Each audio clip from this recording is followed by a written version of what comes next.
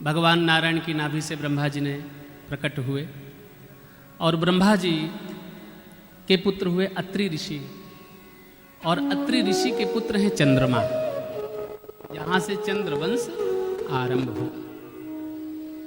इसी चंद्रवंश में मेरे गोविंद प्रकट हुए और महाराज चंद्रमा के जो पुत्र हुए उनका नाम बुध पड़ा, और बुध के जो पुत्र हुए उनका नाम पुरुरवा पड़ा।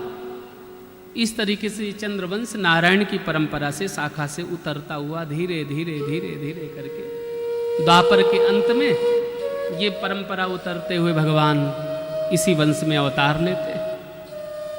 महाराज बुध के पुत्र पुरुरवा जो हुए ना, इन पुरुरवा के वंश में आगे चल करके इनके 6 पुत्र हुए, आयु, सुतायु, सत्यायु, रय, विजय और जय। इन 6 पुत्रों ने जन्म लिया और महाराज चंद्रवंश का विस्तार होता चला गया। इसी वंश में गाधी नाम के ऋषि हुए, गाधी तनय चिंता अति व्यापी। इन्हीं के पुत्र विश्वामित्र जी हुए। ये चंद्रवंश के पराक्रमी राजाओं और संतों में से कहे गए। और महाराज इसी वंश में आगे चल करके जमदग्नि ऋषि हुए, उनकी पत्नी रेणुका, इनके यहाँ पर भगवान परशुराम ने जन्म लिया। ये चंद्रवंश में ही इनका अवतरण हुआ है। आगे चल करके इसी चंद्रवंश में राजा यदु हुए, और जैसे राजा यदु हुए तो यदुम चातर्वसुम चैवो देवयानी व्यजायता। और इसी यदुवंश में मेरे गोविंद का अवतरण हुआ है। राजा यदु के यहां पर 2 पत्नियां, एक देवयानी और दूसरा शर्मिष्ठा। देवयानी के यहां पर 2 पुत्रों ने जन्म लिया था, यदु, तरबुष आदि। दासी के 3 पुत्र हुए, द्रुह, अनु और पुरु। इस तरीके से पुरु वंश आरंभ हुआ। आगे चल करके महाराज इस चंद्रवंश में ययाति नाम के जो सबसे छोटे पुत्र हैं ना, इन्होंने बुढ़ापा लिया पिता का, लेकिन जब काम वासनाएं नहीं पूरी हुई तो उनको ज्ञान हुआ और यदु महाराज जंगल में जाकर के भजन की, अपने पुत्र की जवानी वापस करी। और आगे इसी वंश में चल करके एक संत हुए जिनका नाम पड़ा राजा रंतिदेव, जिन्होंने भगवान को 2 मुहूर्त में प्राप्त कर लिया था। सज्जनों, इस तरीके से चंद्रवंश का विस्तार हुआ। और ययाति महाराज के जो सबसे बड़े पुत्र थे जिनका नाम यदु था, यदु महाराज के यहाँ वंश में कई पीढ़ियों के बाद आगे चल करके देवमीढ़ नाम के राजा हुए। इनकी 2 पत्नी थी, अर्जन और परजन। इनसे 9 पुत्रों ने जन्म लिया। नंद, उपनंद, सानंद, महानंद आदि 9 नंद कहलाए गए। और इसी में आगे चल करके एक शाखा निकली कुरु वंश की, जहां से कौरव और पांडवों का जन्म हुआ। और यहीं से एक शाखा निकल गई मगध देश की, और दूसरी शाखा निकली सूरसेन राजा की वंश परंपरा में। और सूरसेन राजा के यहां पर जन्म हुआ जिनका नाम पड़ा वसुदेव। बटेश्वर के राजा हैं। और महाराज उग्रसेन के पुत्र कंस ने मथुरा में राज्य किया। उग्रसेन बहुत धर्मात्मा थे। उनकी पत्नी गर्भवती थी, बगीचे में गई पुष्प तोड़ने। राक्षस आकाश मार्ग से उड़ रहा था, परछाई पड़ गई, पुत्र ने जन्म लिया, उसका नाम कंस पड़ा। महाराज ने कुंडली बनवाई, कुंडली में लिखा था तुम्हारे यश, कीर्ति, राज परंपरा कोई नष्ट कर देगा बालक। तो लकड़ी की पिटारी मंगा करके उस बालक को रख करके जमुना के मार्ग से प्रवाहित कर दिया गया। वृंदावन से जमुना मथुरा, मथुरा से आगरा, आगरा से बटेश्वर होते हुए जाती हैं राजापुर में जाकर के, प्रयाग में जाकर के जमुना मिल जाती है। महाराज लकड़ी की पिटारी पर कंस को भर करके प्रवाहित कर दिया गया। और यहाँ पर राजा सूरसेन उस बटेश्वर के राजा हैं, जमुना में स्नान कर रहे थे, सूर्य को अर्घ दे रहे थे। जैसे अर्घ दे रहे थे तो एक लकड़ी की पिटारी बहती हुई नजर आई। उस पिटारी को पकड़ा, स्पर्श किया यानी, और जैसे खोला तो नन्हा सा बालक नजर आया। गोदी में लेकर के गए। अरे देवी, विधाता ने हमको एक पुत्र दिया जिनका नाम वसुदेव था। देखो गोविंद की कृपा से, जमुना महारानी की कृपा से हमें दूसरा पुत्र मिल गया। महाराज कंस का और वसुदेव जी का एक घर पर लालन पालन हुआ।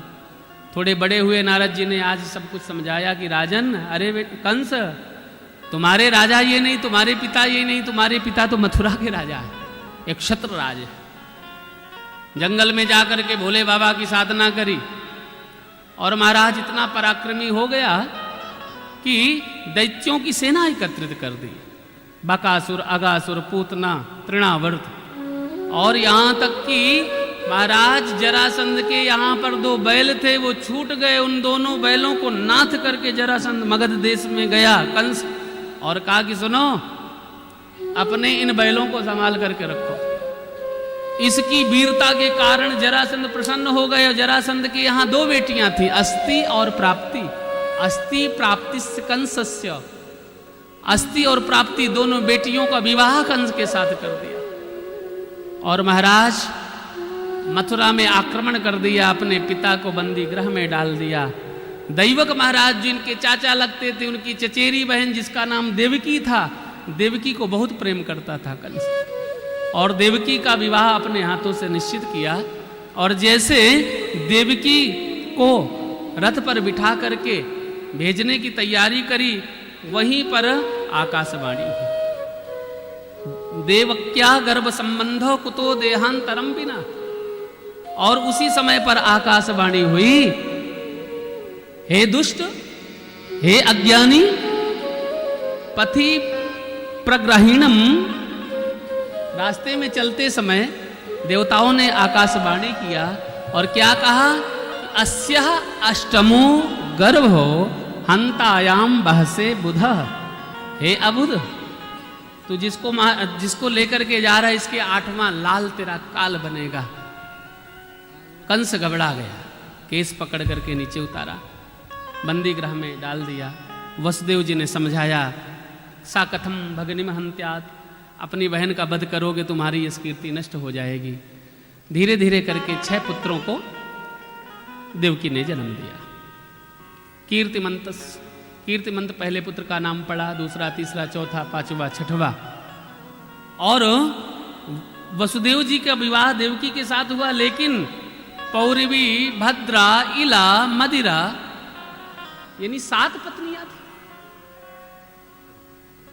पत्न आनक दुंदुभे, अनेक पत्नियां थी।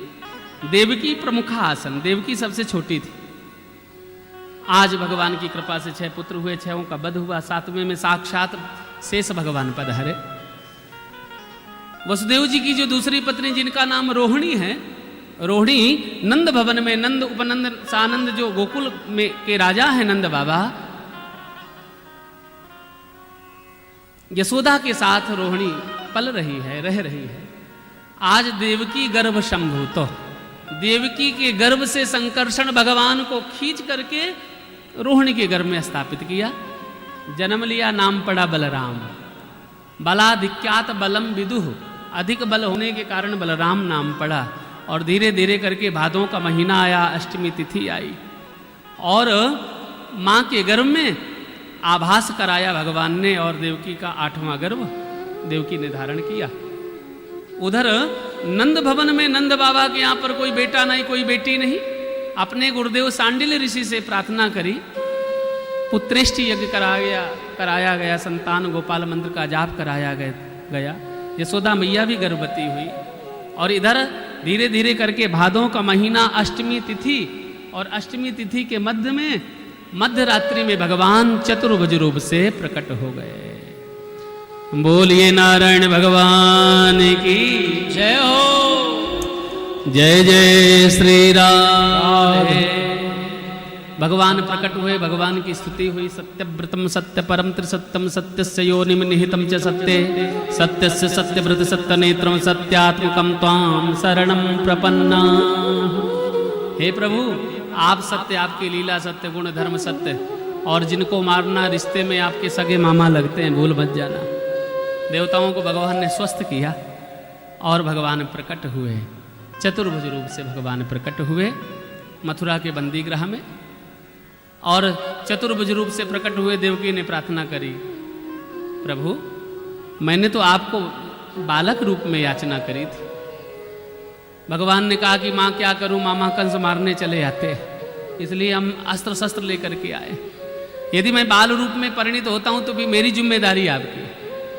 भगवान ने रास्ते ही बता दिए कि मुझे नंद भवन छोड़ आए, वहां से कन्या लेकर के आ जाएं। और सबके देखते देखते बंधन खुल गए। वसुदेव और देवकी ने स्तुति करी और उसी समय पर भगवान के बाल रूप का दर्शन किया कि तमद्भुतम बालकम भुजेक्षणम चतुर्भुजम शंख गदायुधायुधम श्रीवत्स लक्ष्मम गलशोभ कौस्तुकम पीतांबरम सांद्रपयोधुषौभगम। हे भगवान, आपके चरणों की शरणागति स्वीकार करते हैं। इस तरीके से भगवान की स्तुति करी। भगवान को पालने में यानी सूपे में डाल करके ले करके आए गोकुल। और मार्गम ददौ सिंधु रिवो श्रियः पते, जैसे जमुना के मार्ग से कन्हैया जा रहे थे तो जमुना महारानी ने सोचा आज प्रीतम जा रहे हैं तो चरण दर्शन कर लें, चरण स्पर्श कर लें। जमुना जी यहाँ तक आ गई। वसुदेव जी की ठोड़ी तक जैसे आए तो कन्हैया ने धीरे से टोकरी से पैर नीचे लटकाया। शर्म नहीं आती? ससुर साहब की दाढ़ी छूओगी? छाती तक थी, ठीक थी, लेकिन अब दाढ़ी तुमने छू ली। इसलिए भगवान ने अपने चरण लिटका दिए। चरणों को जैसे छुआ तो महाराज जमुना महारानी घुटनों घुटनों हो गई और गोकुल पहुंचे। गोकुल में महाराज एक देव कन्या यानी कन्या को जन्म दिया था यशोदा ने, और कन्या को लेकर के आए। बंधन मुक्त थे जो बंध गए बेड़ियों में, और कंस ने उस कन्या को पछाड़ने का कार्य किया। अष्टभुजाधारी बनकर के विंध्याचल में जाकर के निवास किया। इस तरीके से भगवान अब धीरे धीरे करके गोकुल तो पधार चुके हैं। अब गोकुल में पहुंचने के बाद हमको सबको बधाइयां गानी है। बोलो राधे राधे। बोलिए नंद के लाला की जय। जय जय श्री राधे, जय जय श्री